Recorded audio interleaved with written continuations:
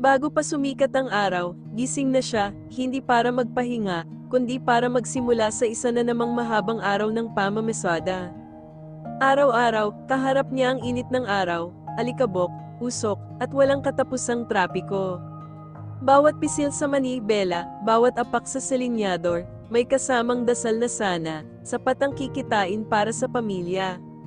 Sa bawat biyahe, dala niya ang bigat ng responsibilidad na maitawid ang pangangailangan sa kabila ng mataas na presyo ng gasolina at kakaunting pasahero. Pero kahit pagod na pagod, hindi siya sumusuko dahil para sa kanya, pamilya muna, bago ang sarili. Isang araw, habang nakamasid siya sa kalsada, may sumakay na isang pasahero. Tahimik, nakatakip ang mukha, walang kakaiba, hanggang sa inabat nito ang pamasahe, kasama ang isang maliit na papel. Nakasulat doon, "Pa, ako to, uwi na ako." Napatigil siya, nang alog ang kamay. Agad niyang tinignan ang pasahero, at doon, nakita niya ang matagal na niyang hinihintay. Ito po kasi yung binigay sa akin ng bangko eh. Nag-withdraw po ako.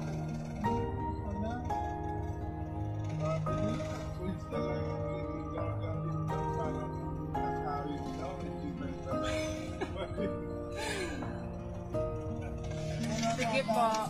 Thank you po.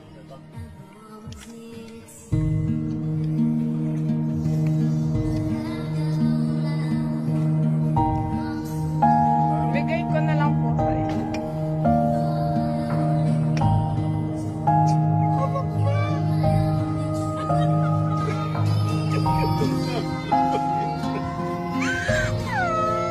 Ang anak niyang OFW mula Japan, hindi na niya napigil ang huminto at yakapin ito, luha ng saya, luha ng tagumpay, at luha ng pagmamahal na walang kapantay. Para sa isang jeepney driver, ang tunay na ginhawa ay makita ang pamilya na buo at ligtas, at para sa isang anak, ang pinakamagandang pasasalamat ay ang muling may akap at pag-uwi na muling magsukli ng pagmamahal sa magulang na siyang dahilan kung bakit siya nasa mundong ito.